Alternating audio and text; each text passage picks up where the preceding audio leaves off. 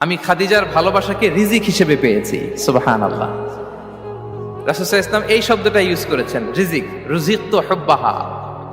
এবং তিনি দোয়া করার সময় বলতেন, আল্লাহ, কিয়ামতের সে বিভীষিকাময় দিনে, যেদিন বন্ধু বন্ধুকে চিনবে না, স্বামী স্ত্রীকে চিনবে না, বাবা সন্তানকে চিনবে না, পীর সাহেব মুরিদকে চিনবে না, নেতা কর্মীকে চিনবে না, ভাই বোনকে চিনবে না, সেই কঠিন মুহূর্তে আল্লাহ আমি আমার খাদিজাকে যেন ভুলে না যাই। রুজিকতু হুব্বাহা। খাদিজার প্রতি ভালোবাসা আল্লাহ তাআলা আমার হৃদয়ে রিজিক হিসেবে দিয়েছে। তাহলে রিজিকের সর্বোত্তম স্তর হচ্ছে পুণ্যবান স্ত্রী, নেককার সন্তান। আর রিজিকের পরিপূর্ণ স্তর হচ্ছে মহান আল্লাহ তাআলার সন্তুষ্টি।